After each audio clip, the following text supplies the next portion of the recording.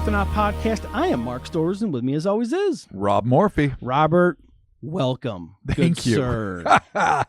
Unfortunately, Christopher is not with us. I did see him today. I spoke with him throughout the week. He is feeling better, but he's still a little bit under the weather. So hopefully he'll be returning to us very soon. Yes. Temporarily here, though, we have the Baffa Gray for the Baffa $10 Gray. tier. Folks out there can see Baffa Gray sitting in for Chris. Is Baffa Gray's chesticles covered? Yes, they are. Yeah, they are. Okay, no, good. We're keeping it classy. Good. Yeah. I made sure the bikini top was tight. Yep. Okay, Yeah. Good. Yeah. Okay, just Come keeping it family friendly, bro. family friendly. Come on. Podcast. Since day one, that has been the earmark of the Cryptonaut podcast. If our reviews on Apple Podcasts have told us nothing, if the multiple emails have told us nothing, You know what? I'm a family-friendly. little disappointed that we don't have a bigger fanship among merchant marines, considering our proclivity to Yes. profanity. Yes. Well, is there even still a contingent of those hard swearing, hard living men of the sea? I'm not even sure if it's still a thing. I don't know. I don't know. I think I had a relative at one point back in the like post World War II. Like one of your grandpa's brothers. I think they were like a merchant marine. I'm not even sure what that means. Dude, I confuse them with the French Legionnaires sometimes. Yeah, They're just an old-timey job that you did in a faraway place that was tough as fuck. Yeah, man. I don't know, dude. Like I'm a merchant marine. Like it sounds dope as shit. Oh, yeah, you're tattooed. Your forearms instantly pop high Yeah, when you say that. 100%. And you get jacked from the elbow down. Awesome. All right, man. Well, we are doing it, and boy, we've gone over this numerous times. Oh, yeah, we did. Because we can't. Well, you can say it. I can't say it, but I'm gonna nail it with this: the Glamis Abomination. Yes, you did it. Yes, I I'm did. so it. proud of you. Obviously, our listeners know. I'm sure how I've murdered it with glams. Well, because it's spelled Glamis. Glamis. Yeah, glams. And I said Glamis the whole time until I just took the time to Google it. I'm like, oh, glams. Glams. Yes. Now we're just gonna never stop saying glams the No. entire episode. I didn't do myself the favor of like superimposing that throughout the piece, so Okay. definitely a Glamis is going to sneak in there. It's okay. It's all right. But that's Sometimes okay. It happens. Yeah. You know what, man? That is the beauty of us. Oh yeah, Is that sometimes we just don't say stuff properly. we massacre the one language we speak. How many umans you going to give me today? Oh, 7 or 8. Dude, I love it. Dude, you're gonna have a fucking pile of humans. Every time I hear it, I get a little flutter in my heart. I'm like, oh, that's my baby right there. This is my baby Oh, boy. bring in the noise. All right, without further ado, let's get started with 4 centuries, an aristocratic Scottish family were set to hide a terrible secret, one that gave rise to rumors of a quasi-humanoid creature kept hidden from the world within the crumbling stone walls of the Highland castle they called home. A diabolical descendant whose appearance, thanks to a witch's odious spell, was so distressing, so damnably revolting, that it was dubbed the monster of Glamis. Glamis it is. Ooh, Yes, it is. Yes, damnably Damnably revolting. odious. Oh my god. Took me. Dude, the way you did that made me think of the way Duran Duran sang Notorious. Odious. Those 2 words I had to go over so many times in my head. It's Yeah, how often do you terrible. say odious? I mean, I or literally- damnably. This is probably I'm going to say, first or second times in my 45 years of existence that I've ever read or said those words. I'm so proud of you. I'm proud of you. Thank you. Thank you for expanding my vocabulary. Hey, you're welcome. Exactly. And this is a great way to continue into spooky season because this is a crazy story that actually goes beyond just this one mystery. So we're going to deal with it and delve in. But I find this to be one of the most fascinating and ultimately tragic, but truly like, I don't know, like you could see hearing this like around a fire if you're in the Highlands somewhere and you're a kid. Oh, and, man. you know, you got John Houseman, a la The Fog, sitting there regaling you with his lilt, which I'm sure was impeccable, and just telling the story. You could see like it sending chills and sticking with you. So I'm very stoked to be bringing this one. There it is, man. Perfect for spooky season, Bobby. Let's do this. The hauntingly beautiful Highlands of Scotland are littered with legends of unknown aquatic animals slithering in the dark depths of its innumerable lochs. Hope I said it right. Loch. I was told to say it like phlegm. Oh, boy. Innumerable lochs and folktales of spectral creatures luring unwary travelers off of moonlit paths, to their untimely demise.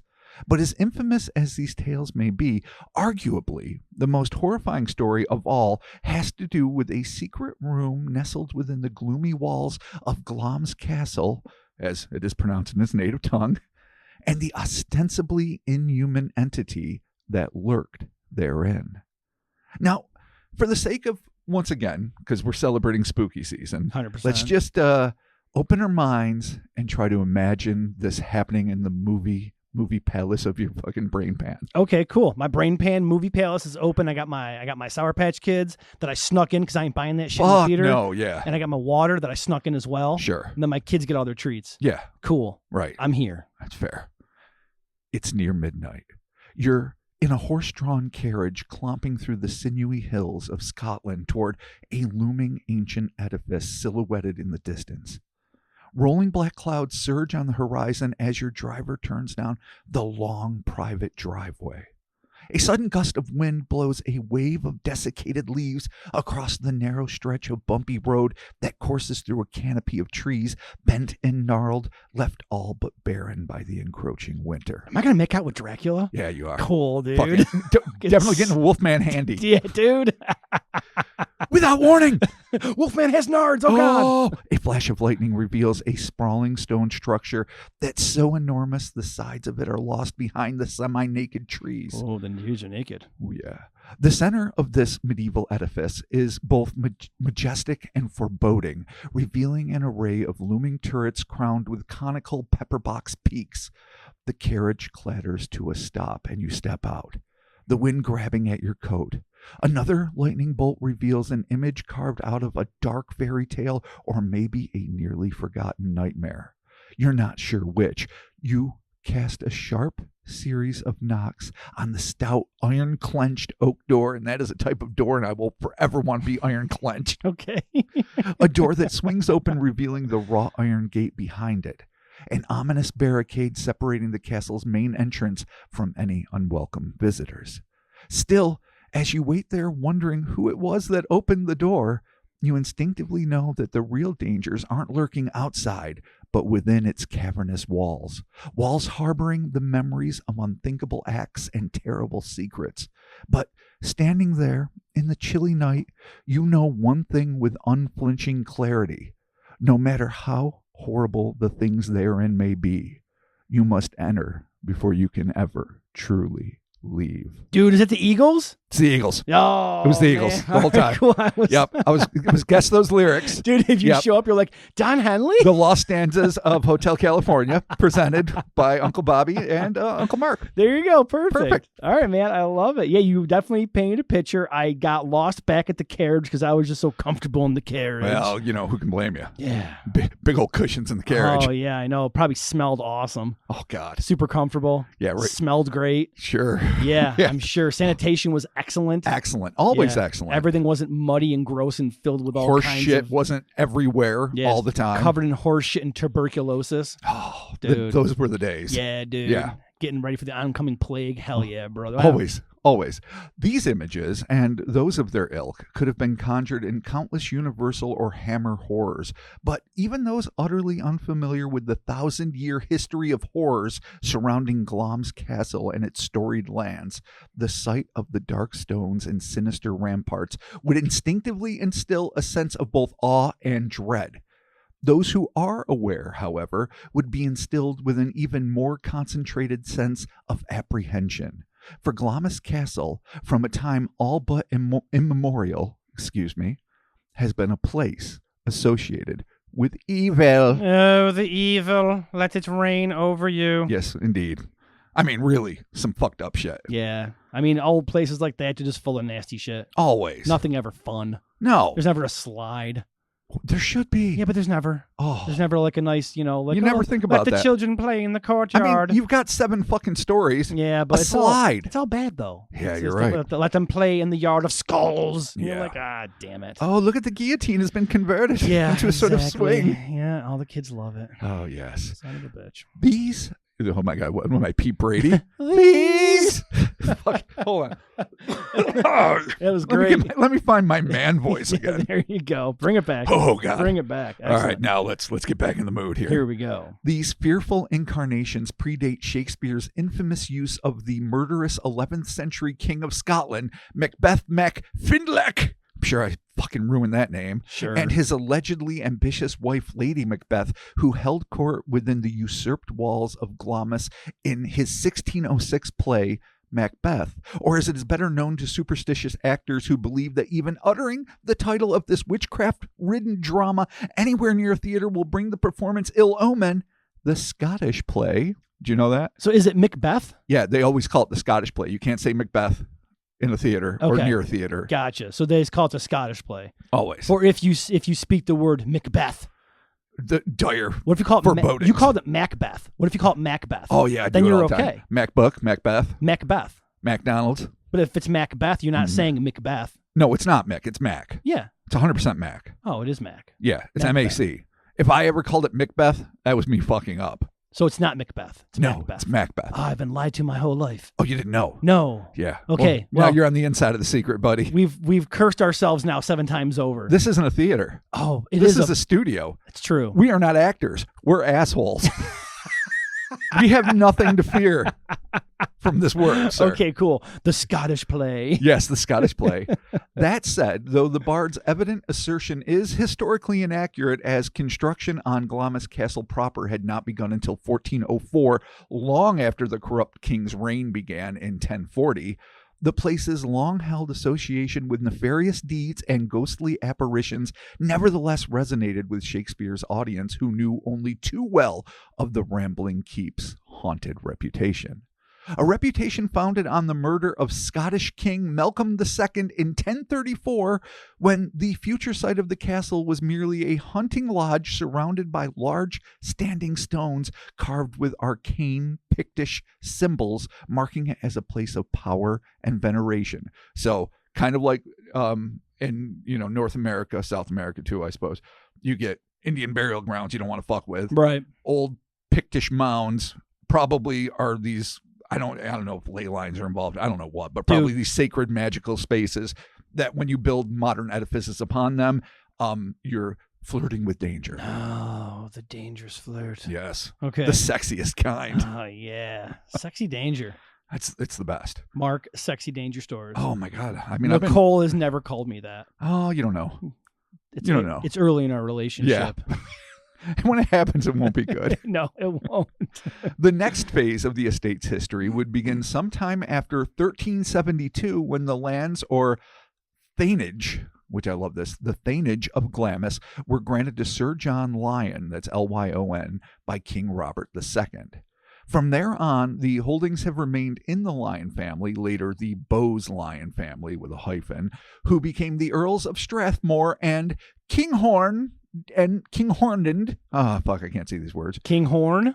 It's Kinghorn, but it's A-N-D at the end. Oh. That one got misspelled. So Gotcha. Kinghornand. Okay, Kinghornan. Which, duh. Of course, we all knew that. We all know the lineage of the Bowes-Lyons. Bro, Strathmore Come on. and Kinghornan did it or whatever Dude, it is. first grade shit right there. I mean, totes, dude. From a paranormal perspective, far and away the most celebrated spirit, one said to occupy the chapel, is the so-called Grey Lady. This impeccably gray dress-clad feminine apparition has long been associated with Lady Glamis Janet Douglas, who, in a Game of Thrones caliber conspiracy, was first accused of poisoning her husband, John Lyon, 6th Lord of Glamis, who died on September 17th, 1528. The charges were dropped. All right, relief. Okay. Wipe the sweat away, you're good. But the intrigues in which she were embroiled, Christ almighty, I didn't even write that, was embroiled, were far from over, as her brother, Archibald Douglas, 6th Earl of Angus, had also been the abusive stepfather to King James V, occupier of the throne of England, a monarch who never forgot or forgave the injustices done to him as a child, which included, but were likely not limited to, a prolonged incarceration. Oh, man, you kept him locked up in the clink for all those years, and now Dude, he's mad. Did you not know he was set up for the throne? Yeah. I mean, yeah, if you'd think you'd be kissing his ass. What the fuck are you You'd doing? be like, oh, sorry. Unless it was Mr. just like a weird twist of fate, because it probably was. Probably like 13 people died in front of him, Right. as they were wont to do back then. Yep. And suddenly he was the next in line, and he's like, fuck. Yeah, man. But Archie's like, shit. yeah, he's like, oh, dang, he's going to be pissed when he gets out of there, which he rightfully probably was. Oh, yes. That's a lot of little history there. I love So it. it was. We're not finished yet. Okay. In December of 1528, Janet was convicted of planning to poison the King James, Yep. nice, and conspiring to do so with her brothers, including the aforementioned Earl of Angus, good old Archibald. She, her young son, and all of their servants were sent to the dungeon in Edinburgh Castle, where they were tortured in order to extract a confession.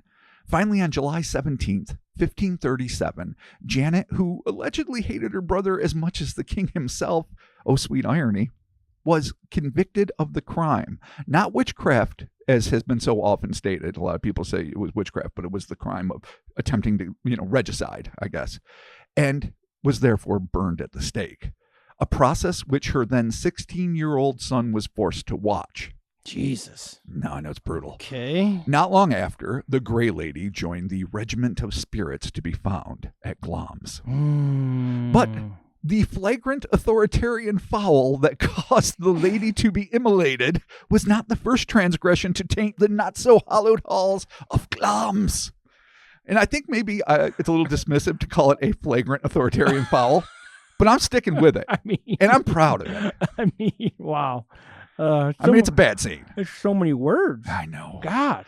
Other infamous phantoms include the so-called tongueless woman, a maid who, being caught en flagrante oralis with the master of the house, who had her tongue removed by the castle guards and after passing out, likely aspirated on her own blood. So that's a fun story. The wife catches you getting your fucking dick sucked, and you don't get in trouble, but she gets her tongue cut out and she dies. They killed the poor lady who had no choice but to probably do whatever the nobles she can't demanded, or he would have killed her if she refused. Well, you know what? She has the right to come back and haunt the fuck out of everybody. She's doing it. And I hope she does, and I hope her tongue's cut out and she's spitting blood at everybody. Yeah. Oh, yeah. She is, I think. Yeah. I don't know. Good. But she's showing up and showing everyone the stumpy tongue. Hell yeah. Yeah. Then there is the chilling tale of Jack the Runner, a child slave of African descent who, in a hackles-raising move that ought to make all of us bristle at so much as the notion of entitled nobility, was released into the woods and chased by the Earl and his horseback-mounted hunting party, accompanied, of course, by a pack of savage tracking hounds, until the poor child found himself cornered, whereupon, the hounds tore him limb from limb. A fucking atrocity. Jesus, these people suck. These people suck. God. Yeah. This place is fucking, and it's probably like every castle. Yeah. Everywhere where super rich fucking white people fucking feel like that they're deigned by God to be the leaders of this territory. Yeah. They'll do some fucking heinous shit. Fucking 1790. What's up? You suck. Yeah. God damn. Right on. Well, I'm not sure when that happened. Well, whatever. This one. So intense were these alleged hauntings that in 1790, when famed Scottish novelist, poet, and historian Sir Walter Scott came for an overnight visit to the castle, he felt compelled to pen the words, as I heard door after door shut. After my conductor had retired, I began to consider myself as too far from the living and somewhat too near the dead. Beautiful words. Beautiful words. Beautiful words. Thank you. Thank you, Sir Walter Scott. Thank you so much. Yes. Hold on. Yeah. Oh, just stunner. Yes. You've probably sold 3 books. Congratulations. Oh, I mean, he's super famous. But damn, I don't know. I'm just fucking taking shots where I can take shots. That's fair. Yeah. You're right. Legend has it that sometime in 1486, we're time jumping here. Oh, boy. A late medieval Scottish nobleman, the 4th Earl of Crawford, Alexander Lindsay, a man known as a notorious drunk and inveterate gambler, met his horrific... I do love writing like this. Doing an old-timey story gives me license to just fucking be the English lit douche I have inside of me.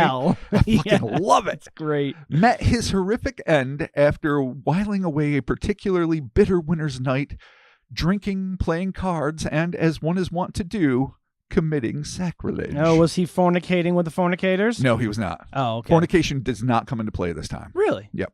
Okay, just sacrilege? Oh, yeah. Cool. Yeah, we'll see. Sick. According to Rebecca Brown's article, Earl Beardy and Auld Nick, like Auld Lang Syne there. Okay. Found on folklorescotland.com, quote, Alexander Lindsay was a cruel and difficult man. He drank too much, gambled often, and his moods were as turbulent as the wind. He gained himself the reputation of the tiger on account of his frightening brutality. Also, I think it was a battlefield moniker, too. Okay. Though To many, he was simply the Earl of Beardy. One cold Saturday night, Earl Beardy was playing cards with a friend in Glamis Castle. End quote. Now I'm going to just describe some shit and then get back into the story. Sick. The room was situated deep in the castle's bowels, and as the night of gambling continued, lubricated by the liberal flow of whiskey, it became easy for those inside to lose track of the hour. Near 11:30, an ancient servant boy, an anxious servant boy, popped his head into the stale air of the room, reminding his master, "Sir, the clock's near midnight, and games are forbidden on the Sabbath." Oh, no. As is something I never knew before. I didn't know that either. Brown continued writing, "Earl Beardy was irritated by the intrusion. His head was light with drink, and what's more, he was winning. No Sabbath would come between him and his night of revelry. 'I will play until doomsday,' Earl Beardy roared in my perfect Scottish lilt, and waved the servant from his presence." As the night crept on, the gambling continued until at 5 minutes to midnight, Beardy's servant once again knocked gently on the door, trembling as he spoke. "Sir, it's 5 midnight," that's T-A-E, 5 midnight, "and games are forbidden on the Sabbath." Earl Beardy slammed down his glass when he heard the servant speak. "Insolent boy, get out." The servant, oh my God, I'm done doing that.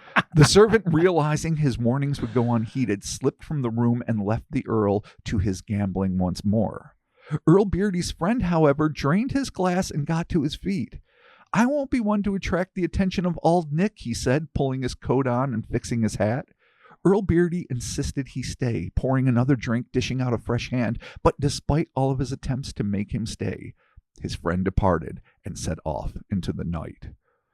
Alone and enraged that his night had been cut short by such a silly superstition, Earl Beardy cried out, "I would play with the devil himself were he here." Oh, buddy. Well, astute listeners will recognize this as the moment when Lord Lindsay's blasphemy and hubris set him up for a precipitous fall, the specificity of which will come as a surprise to exactly 0% of those in the least bit familiar with parables, early Twilight Zone episodes, or fucking irony itself. Brown continued. As the bell pealed midnight, a knock came on the door of the chamber. Earl Beardy, thinking his servant had returned, snarled, "Enter in the fiend's name." Never said anything in the fiend's name. Man, Enter in the fiend's name. This guy's too much. He's over the top. Dude, nobility. Yeah, I know, but God. When the door opened, a stranger dressed in black stepped into the light and asked to be dealt a hand. Earl Beardy was confused by the stranger, but nevertheless was grateful to have a new gambling partner, and he readily obliged in dealing out the cards.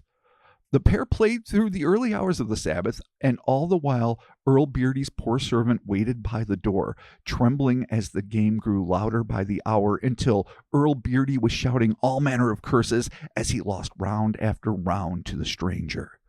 Once he'd gambled away his money, he gambled away his lands, and once he'd gambled away his lands, he gambled away his title, and when he had nothing left to gamble, Earl Beardy gambled away his own soul. Ah, man, this is what you get for not listening to your little buddy. Listen to the little buddy. Little friend. Yeah. There to help. When the servant checked in the morning, he found the pair still playing, Earl Beardy still losing. Each day the servant checked on the pair, their game stretching out over days, over weeks, and over months and years.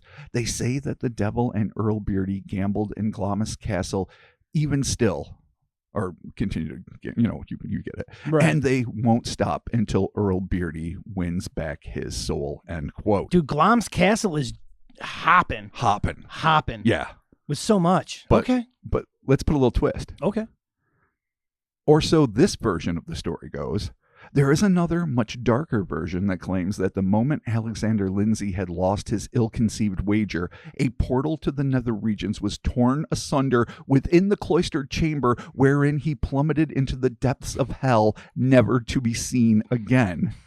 That's a different version, yeah, for sure. It's definitely a different version. Okay, cool. Though in this iteration, the portal was never fully closed, and future generations sealed off the cursed chamber until such a day when a formidable enough evil could be found to occupy the room. Dude, he opened up a portal to hell and it just stayed. It just stayed. Just hanging out. You know what? We're going to break this one off. It's sort of like in Poltergeist if they had just decided to wall up Carol Ann and her brother's room. Like, oh man, that's going to screw your castle so hard. Oh, yeah. You're like, definitely not getting a slide. Guillotines ahoy. That's it. We're done. All over the fucking place. Oh, man. All right. Dude, yeah, it's problematic. Glams is fucked. Yes, absolutely. Oh, man. So that little last bit was a hint of foreshadowing. Oh, okay. Another evil to set up residence. Oh, no. In the tainted room. Oh, the portal will not close. Never close. No. All of a sudden, we're palpitating. All of a sudden, we... No. The Jedi will be coming. I can't do it, Palpatine. I can just go, no. No, that's it.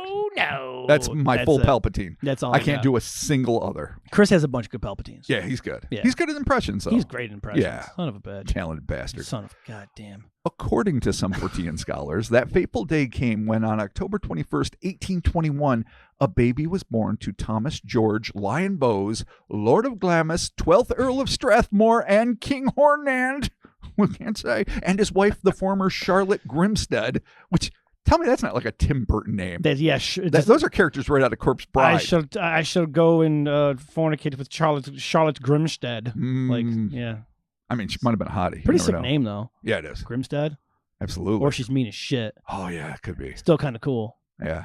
So far, she's my favorite character. Yeah. Okay, cool.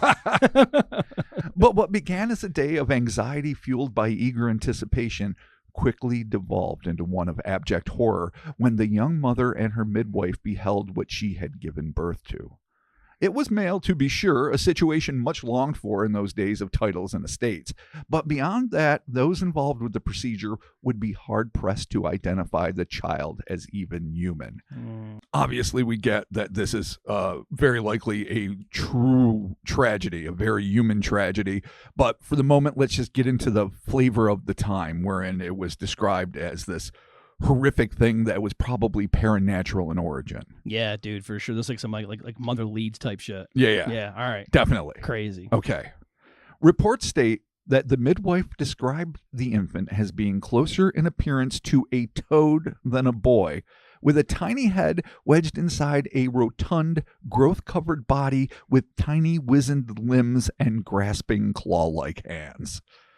Little toad baby. Yeah, okay, Jesus, okay. These extremities moved about wildly as the baby screamed for succor in the comforting arms and plentiful milk of its mother. But tragically, comfort would be a sensation that this unfortunate babe would never know. The father was called for, and the midwife was dismissed, and no one else was admitted into the birthing suite. When just days later, the family announced that their child, also named Thomas Lion Bowes, heir to the Earl of Strathmore and all the other places, and I'm not going to say, and the title of Lord Glamis himself, had died soon after birth, the news wasn't met with much shock.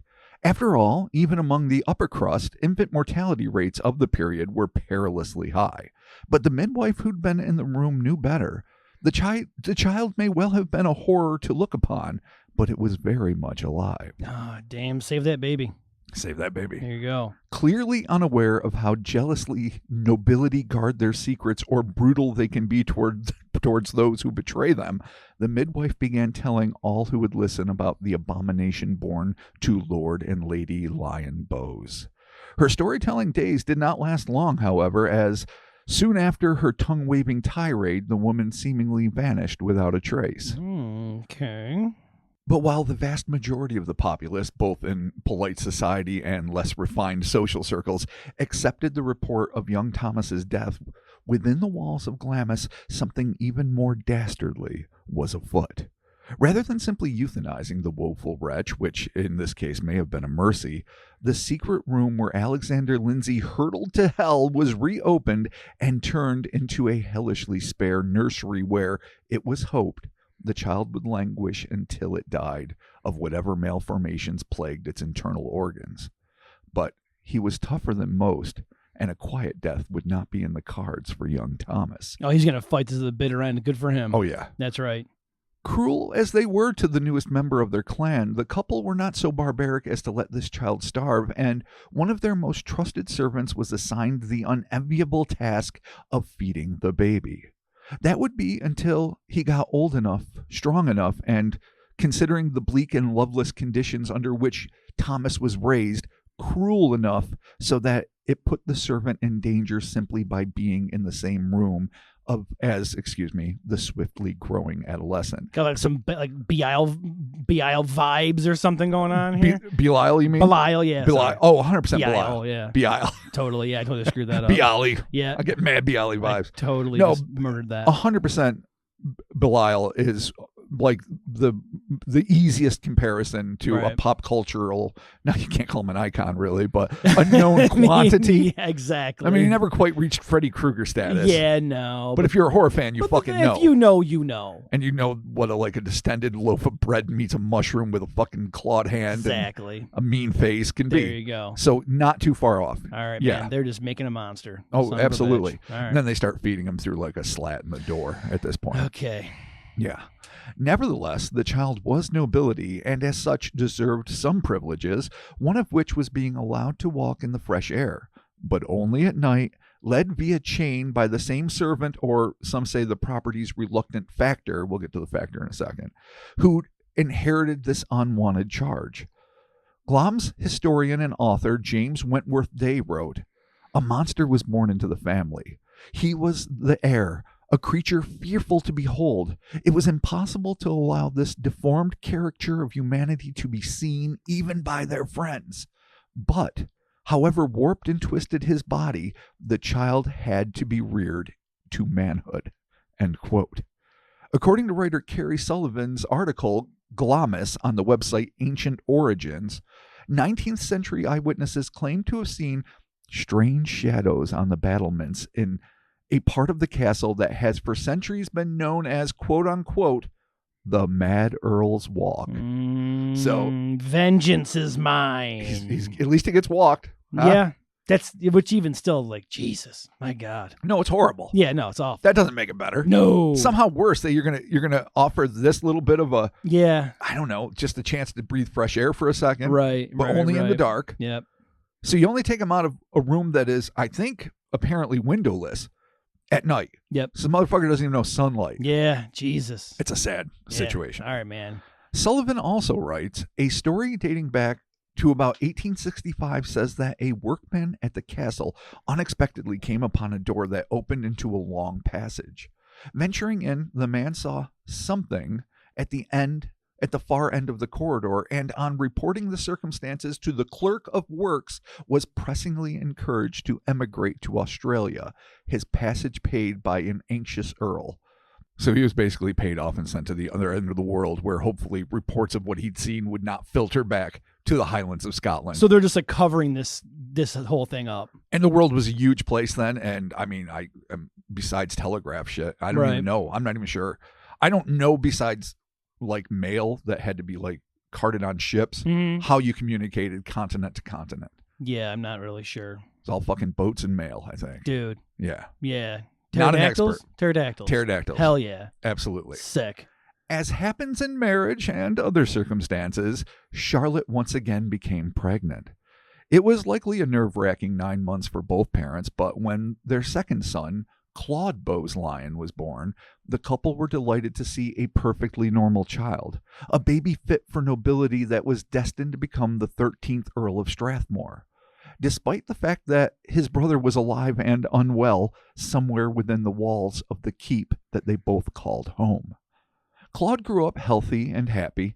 He excelled at the game of cricket, and on the 28th of December, 1853, he married Frances Dora Smith and became the father of 11 children. Jesus. All right, well. To give this tale a modern context, Claude was the paternal grandfather of Queen Elizabeth, the Queen Mother, a great-grandfather of Elizabeth II, and therefore great-great-grandfather of the sitting King Charles. Okay, damn. So it's like that close. It's a couple like lifetimes. Like you're like right there. Right. Oh, absolutely. Yeah, it's nuts. But challenging as raising 11 children must have been, though one supposes the bulk of said duties were handled by servants, His greatest burden would come in the form of a secret and a terrible tradition that would pass down through multiple generations. Knowing he was mortal, Claude's father, Thomas, knew that someday the weight of his legacy would come to bear on his heir apparent, and as such, he needed to know the family's darkest secret.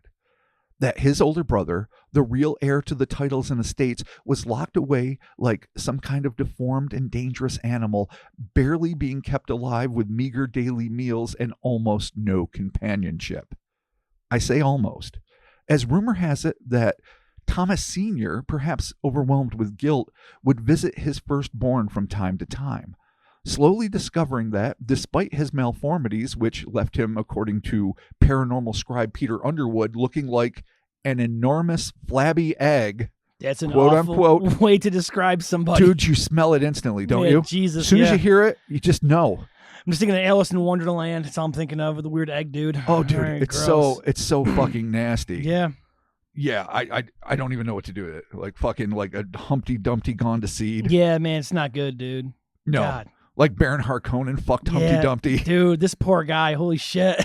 Just catching him from every side. He really is. He can't catch a break. Jesus. But that he was nevertheless capable of something akin to rational thought.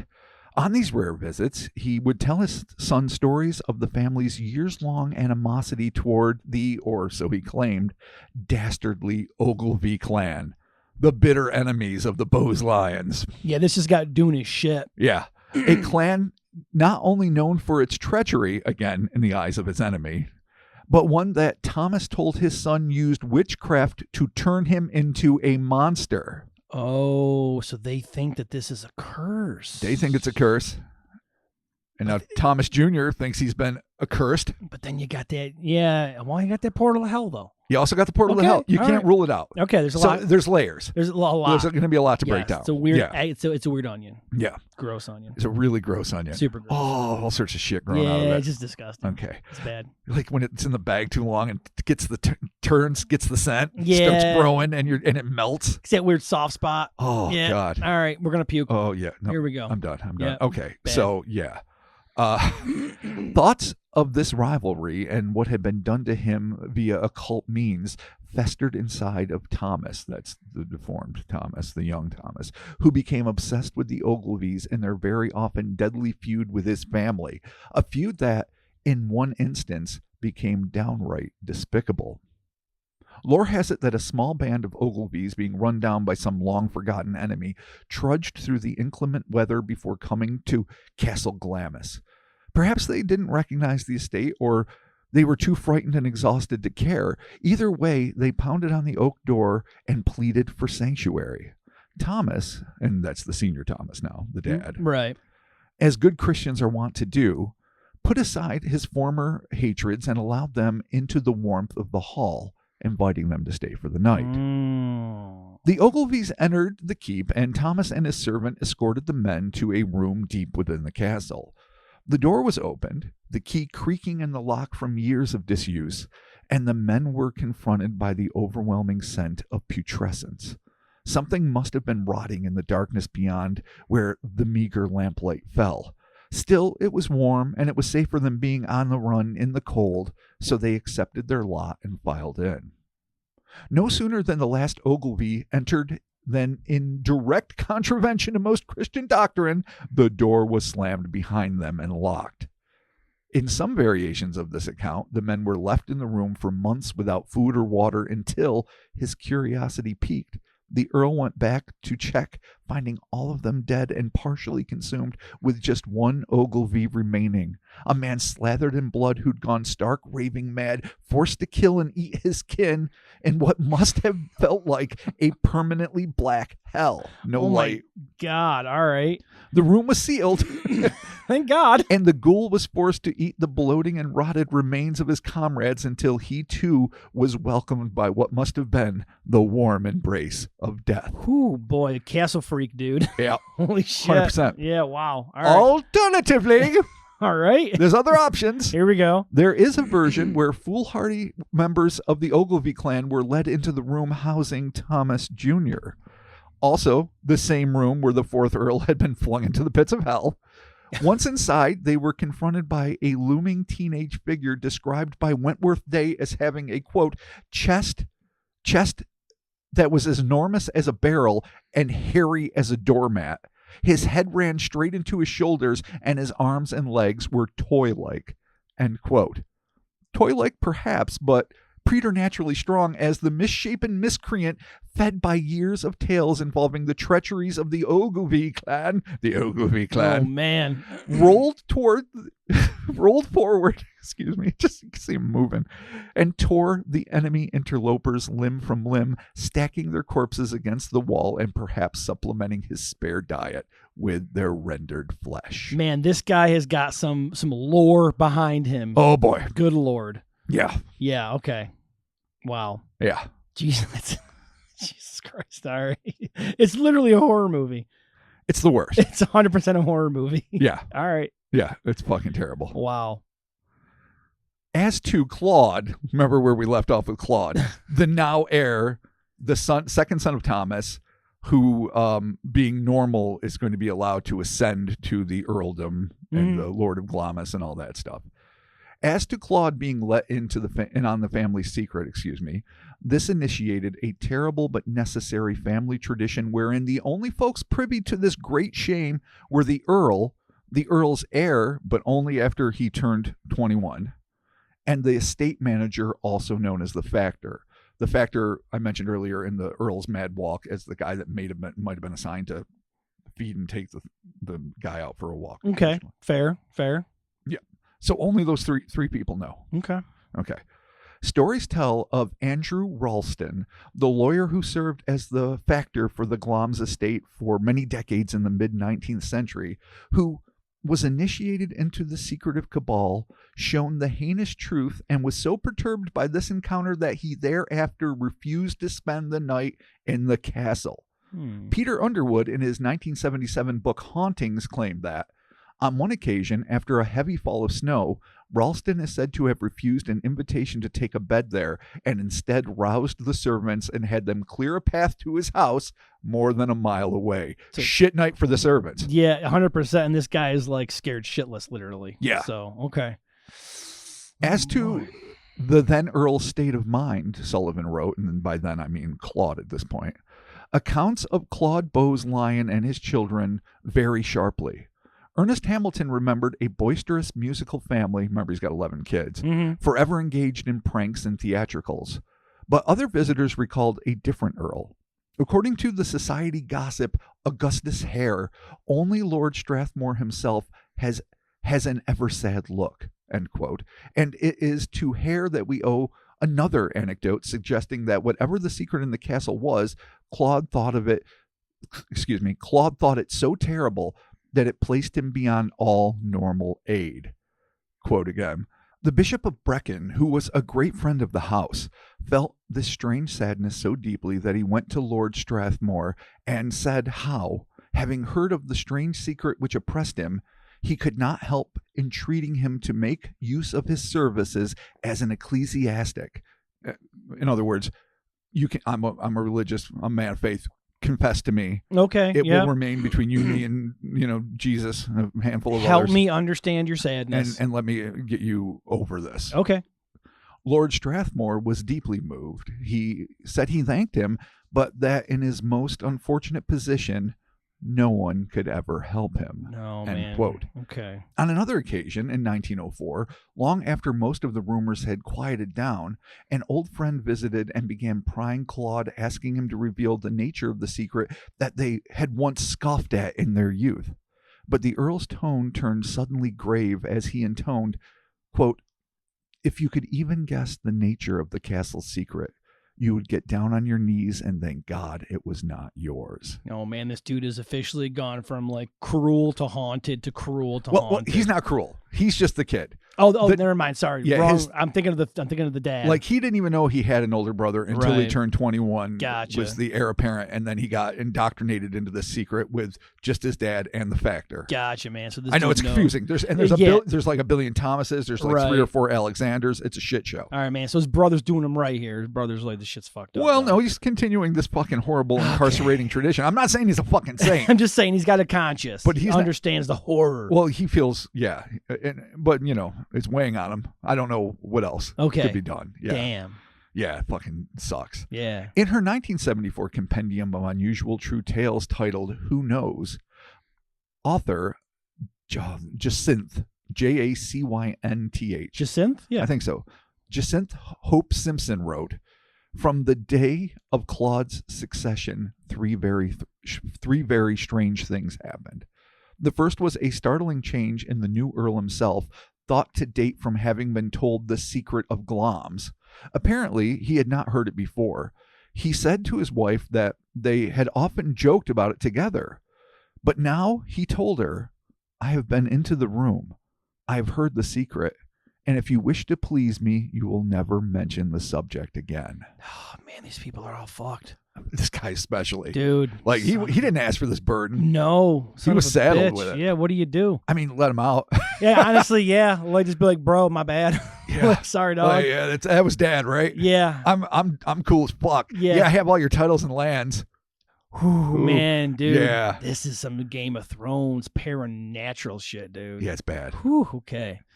The lady, as in the Dora whatever who married Claude, Yep, was so disturbed by her husband's sudden shift in disposition that she finally cornered Andrew Ralston, who you remember as the current caretaker, imploring him to confide in her the secret that had stolen her beloved's zest for life. In an unflinching tone, the factor simply replied, "It is fortunate that you do not know and can never know it, for if you did know, you would not be a happy woman."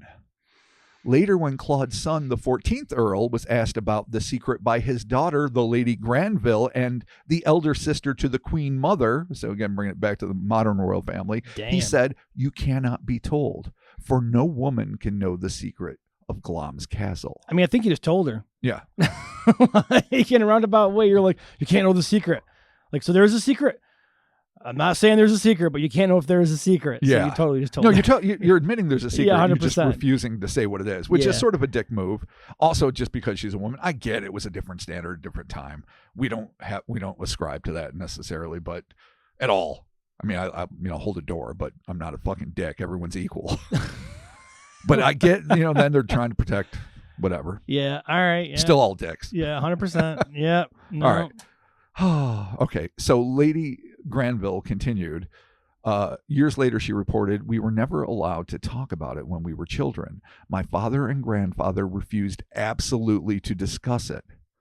Meanwhile, what horrible secret was being kept by those in charge of Glamis became the talk of social circles of all strata. From smoke-choked neighborhood pubs to Victorian society drawing room socials." I made all that shit up. That just sounds like some fucking Downton Abbey bullshit to me. Dude, yeah, we are so deep in Downton Abbey right now. Oh, yeah. Holy shit. People buzzed at the speculation and what was hidden therein and why it so distressed all those who knew the secret. It was the terrible secret that everyone wants to know. That is, until they finally do, and then thereafter wish to God they might forget. Hope Simpson writes, quote, "The next question arises in 1876. The heir, who was later to be the father of Queen Elizabeth, the Queen Mother, came of age and asked his father not to initiate him into the family secret." I mean, at this point, you gotta be like, I don't even want to fucking know, man. It's like, yeah, no, I'm going to be poor. Just leave me alone. I don't want this family burden of cruelty upon me. Yeah, Dad was like all happy and chipper, and at least you tell all these stories of this young man you married, and then suddenly finds out and exactly he's dour and broken. Yeah, just let me live in blissful ignorance, please. Yeah. Was it, this is Hope Simpson's speculation, was it because he had seen the effect on his father and did not feel he could bear the burden himself? Or was it a way of announcing to anybody around Glamis who may have suspected the truth that the secret no longer existed? In other words, that the heir had died, and that the Earl of Strathmore was truly the Earl in his own right at last. Not everyone agrees with this. It has been suggested that the hidden away heir lived to an immense age and did not die until the early 1920s. What?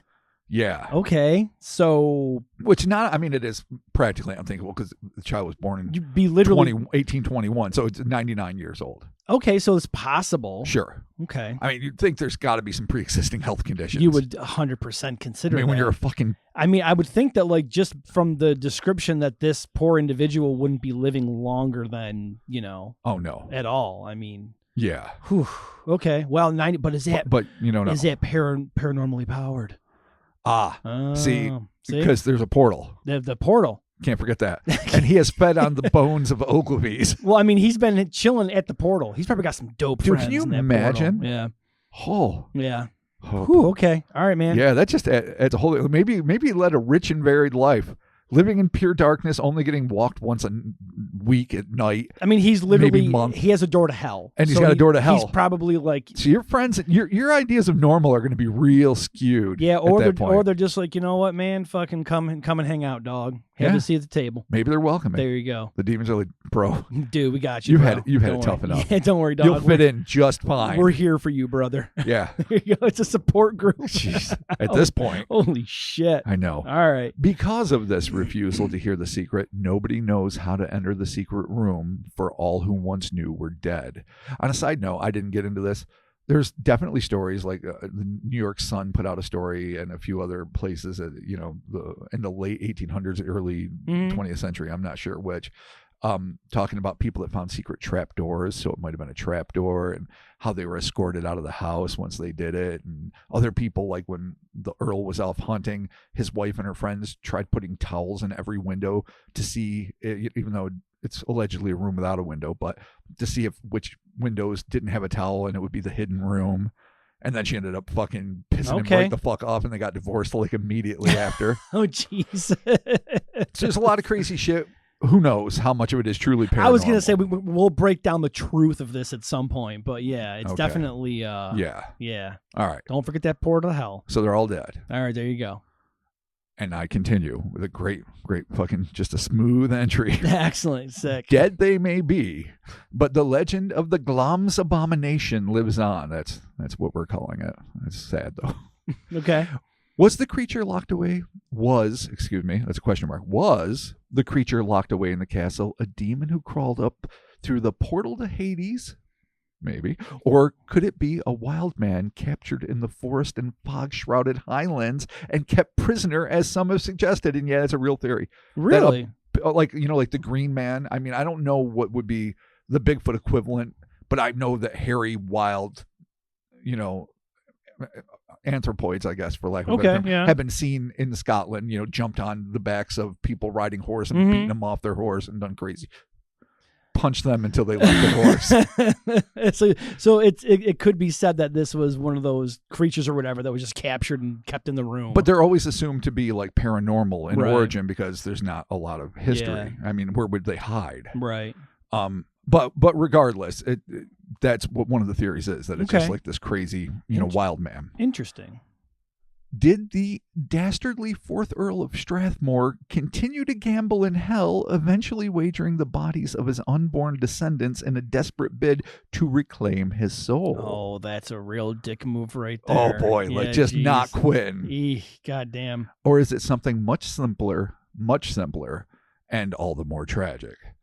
Because at its heart, this story is a tragedy, one in which it's very likely a helpless child, through no fault of its own, was brought to ruin and shame by his parents, who were first cousins once removed and probably the product of some degree of royal inbreeding themselves. Ooh. Yeah. Yeah, that'll happen. And left to live a horrible life, unloved, utterly alone, dismissed, as were the cousins of the recently deceased Queen of England, Catherine and Nerissa Bowes-Lyon, again related to this fucking family, who were born mentally disabled and spent their lives locked away in hospitals, shunned by their families, simply because they weren't deemed to be good enough for nobility. That's just cruel. God damn, that's heartbreaking shit right there, dude. Or could it be? And I kind of needed to write this. Okay. Because this is a theory that has been espoused. And even though I know it's someone explaining it away and trying to put a Band-Aid on a fucking tumor and it ain't working, okay, I still need this.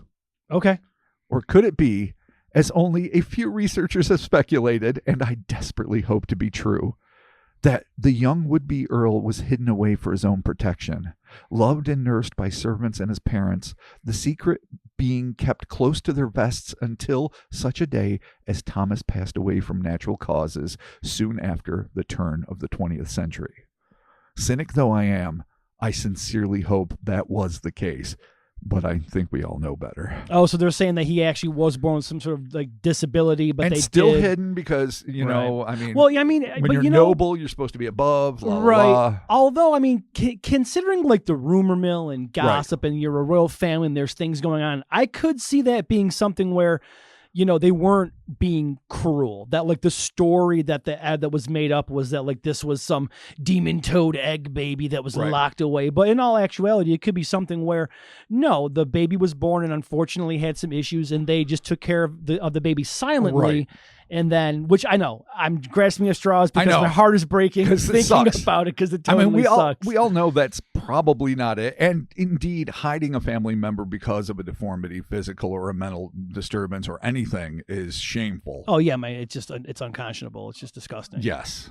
And we can agree to that. And even if we acknowledge that it was a different time, we can still agree that it was reprehensible. Yeah. I'm just curious, like, okay, so the possibility of a baby being born, having an issue, maybe not even surviving, like, how much of this is like historical fact to like just like you're in it's the royal family and you've got like all these crazy like rumors and things popping up, and how much of it is like just local like folklore that they're creating around this? Where something this old, this often chronicled, right? I would say for those interested in getting deeper, check out Mike Dash's work. Okay, he wrote some really interesting pieces on it. Carrie Sullivan, who we quoted. Mm-hmm. The people that are writing like Hope Simpson and others, Underwood, not bad. I'm all about like I grew up on Daniel Cohen books, like childhood, like crypto books and whatever. Right. When I was in elementary school, I love that shit. So these ghost story writers are just doing what they're doing. Just trying to tell a story, creep you out a little, make you think. Maybe not so hopped up on historical accuracy. Okay, so but this could be a discerning, but the legends were there, and the fact that these rumors were swirling through Victorian society, right, like running rampant, is a dead up fact. I mean, just think about newspapers were publishing accounts about it. It was really in the minds of like if like one guy described, it's not worth mentioning it in the context of the story, but like he went to a dinner party and he mentioned he had spent some fun time there as a kid. And they were like, oh, the ladies were all around him, palpating and, gasping mouths. Tell me of your adventures in the castle of evil. Yeah, exactly. Yeah. So, I mean, it was definitely something people were intrigued by.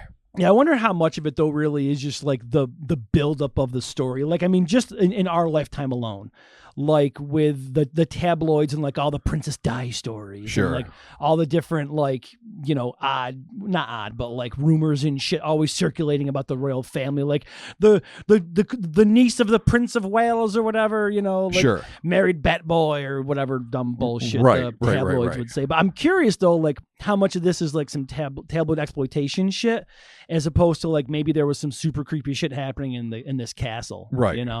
I mean, it could have been like we were saying, it could have been a story of a family just keeping it close to their vest, a family tragedy. It could have been a child treated extremely cruelly because of a hand dealt to them by genetics of the notoriously inbred royals. Right. Yep. Not going to help. Not going to help. Pool. Not going to help at all. No.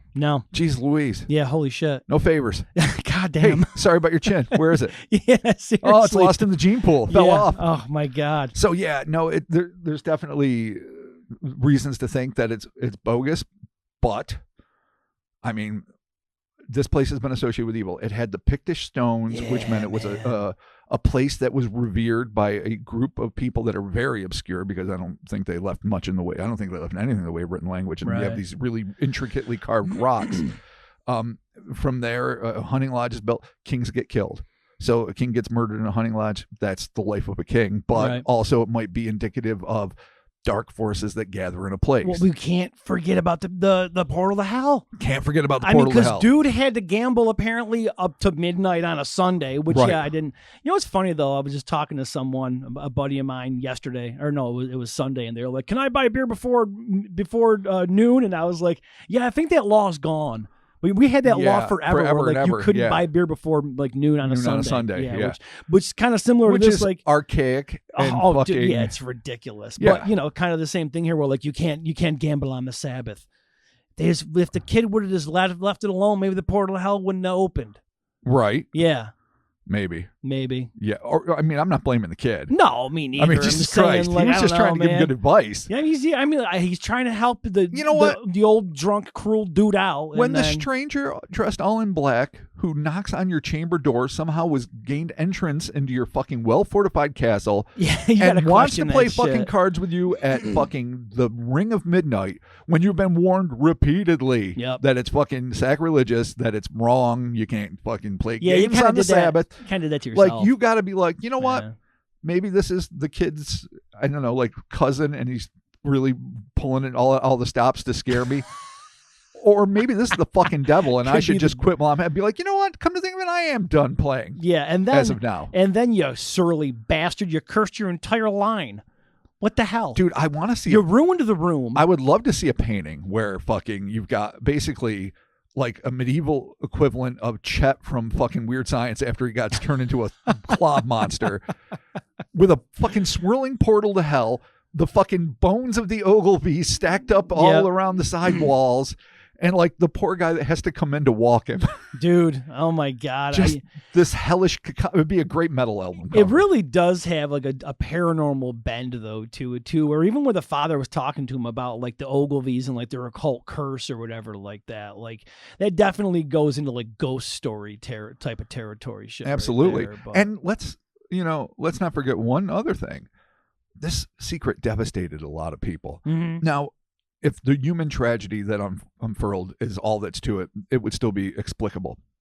But maybe there are elements of the secret that they refuse to divulge to old childhood friends, right, to their beloved partners, to all sorts of people. Maybe it was even darker than any of the things that were concocted by the rumor mill and pseudo historians and legitimate historians ever since. Yeah, I mean, especially knowing if your family partook in something that was so fucked up, you're just gonna have like obviously you could be X amount of generations removed from this. Sure, but just thinking, it's still gonna be stigmatized. And as a family member, you're gonna be like, what the fuck did they do to my cousin or whatever? Like it's gonna kind of fuck you up. Oh yeah, damn. Man, I got scared, then I got bummed. Yeah. Whew. I was like, shit. It's a journey. Yeah. All right, but you know what? You know what though? I hope that the this young Thomas here, possible occult figure, I hope he got his revenge, which he did eat a bunch of Ogilvies, Ovaltines. Many glasses of Ovaltine. He did get a chance to chew the fuck out of them. So you know what? That's cool. That's the one I want to hold on to. The revenge. The badass one that maybe it was a witch's curse. Maybe the Ogilvies deserved it. Maybe he tore ass and got some vindication out of it. Yeah. Maybe he made friends in hell. Yeah. Maybe he's somewhere in that room currently still just stalking, courting demon hotties and living his best fucking life. I'd be interested to know like if this castle is still standing. Oh, sure.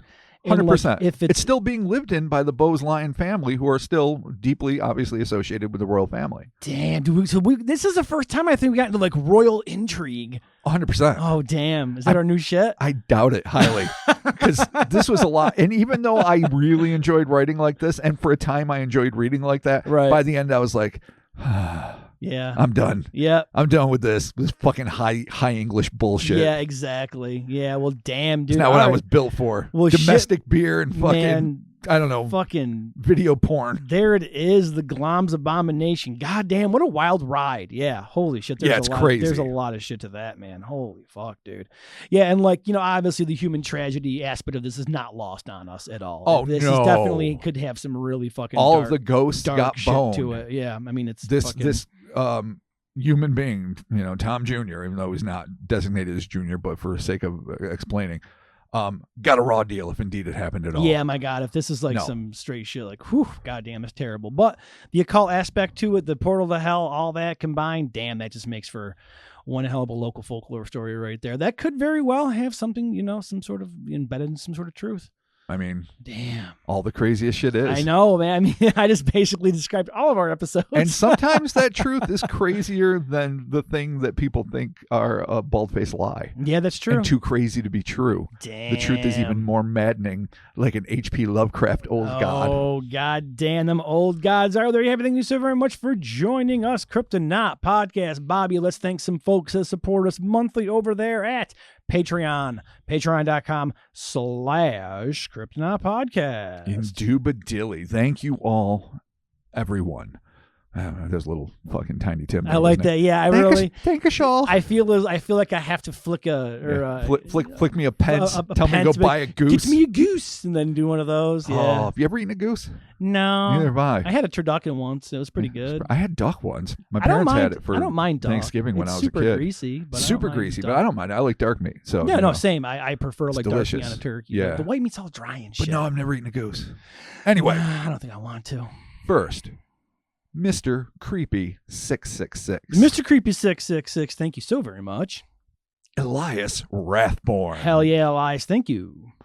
Elijah Lofty. Thank you, Elijah. We appreciate it. Mike G. What up, Mike? Appreciate it. Kyle Ortega. Hell yeah, Kyle. Thank you so much. Last, never least, Chris Venza. Oh, shit. Thank you, Chris Venza. And again, you can guys. support us monthly, help us keep the lights on, pay the bills, and keep Bobby and Chris gainfully employed at patreon.com/Cryptonaut Podcast. All that bonus audio, all that bonus video, all kinds of Discord access, fun stuff happening over there. Be sure to follow us on the socials, the Instas, the Twitters, the Facebooks, the short form videos, the whatnots. Check us out all there. Also, too, we got that merch, Bobby. Oh, yeah, we got the hellerspace.com. I may have sent some emails today. I'm not saying that I did. No, we're not jinxing anything. We're not jinxing anything Not a until fucking thing. it's in my hands. But we might have some new stuff happening We don't know. soon. I mean, let's not tempt it. I know. I keep wanting to tempt it. But I do too. I want to announce it, and then Yeah, we'll if we wait. announced it, you know what happens? What's that? Fucking doesn't happen. Exactly. So we're not going to announce it. We're just going to say that maybe some things are in the works, and check that out coming very soon. So watch the socials, hellerspace.com, do all that. Also, too, before we get out of here, we got to thank some good folks that sent us some awesome gifts. Our buddy right here, we got Kathy Novak, who a while ago, actually, she supplied you with her father's paranormal library. Which is just amazing. It's unbelievable. Just it's so one of the cool. most fantastic resources, one of the most fabulous gifts I've ever Yeah, dude, she was over had bequeathed to me. She was over at Loch Ness, got me this awesome shirt right here, the Inverness, with Scott Alistair Crowley in the back, but I really can't turn around to show it like this. But yeah, from McGregor's Pub in Inverness, I got this dope ass shirt. Absolutely. She got you this awesome hat over there. Fuck We got some stickers and coasters and shit, man. The sticker down here, dude, too. it's so dope. All sorts 100%. of cool trinkets, not trinkets, but like fun things. Yeah, totally. Thank you so much, Yeah, Kathy. on her trip to Loch Ness, Like, she was like, I'm going to get the boys something nice. Like, she hasn't We done appreciate enough for that. us already, but that's so sweet. Kathy, thank you so much. We appreciate Thank that. you, She's Kathy. awesome. Also, we want to give a shout out to Jason Cruz, JasonTCruz.com, FatedComic.com. Jason was kind enough to send us this comic right here. $10 tier can see it. Boom. Fated Surviving Magic, which is kind of cool. And you can, again, check that out at JasonTCruz.com, FatedComic.com. I picked the mail up a couple of days ago, so I haven't had a chance to read this yet, but I skimmed through it real quick, and the quality's awesome. Right on. But the quality of like comic book publishing has come like leaps and bounds. Oh, totally. Like it's unbelievable. So, I can't wait to check it out. yeah, I'm pretty stoked to check this out. And he sent us some really cool cryptid themed stickers, which we appreciate. So that was Yes, awesome. they're also on the laptop. Hell yeah. Thank you, Jason. We appreciate that. We appreciate all the gifts our listeners send us. It is so cool. And of course, before we get out of here, you can leave us a voice message. Oh, yeah, Bobby, you can. At 315-370-6853. We have people calling us. Really? Yeah. I mean, I'm not here, so I don't know. Well, I mean, it goes right to messages. Sure. So I can check my email, and then your messages go to my email. And then I I'm can very review excited to see super what quick. comes of this. Yeah, no, it's super cool, man. So our plan is to get enough together to kind of like do a full episode of them. Sure. So again, that is 315-370-6853. The number will be in the description of this podcast. You can just go down there and you can call. Leave us your spooky stories. Give us a hello. Bunch of listeners calling to say hello, which is That's super fantastic. I love that too. Yeah, and just, You can leave us anything that you want there. But again, if you do leave a story, we will more than likely be using it for an upcoming episode. Absolutely. Of a new version of listener stories where you actually get to get to hear the people actually say the stories, which is super dope. Yeah. So it's very exciting. Yeah. Honestly. Super excited about Yeah, that. yeah. So be sure to check that out. Hopefully Christopher will be returning to us soon. Again, I saw him. He's okay. He's good. He's just his neck's a little fucked up and he got super sick from some shit. But I saw him. He's doing good. He sends his regards and we will be talking with you soon. Fuck yes. Let's see if I can turn the video off without fucking it up. Oh, good luck. Let's see if I can do it. I mean, the listeners are going to be around for this one here. I know I got to hit stop recording, but I got to do it at the same time that I hit the stop button right here. Oh. Son of a bitch. Let's see what I can do. Simultaneous. All right, here we go. And goodbye.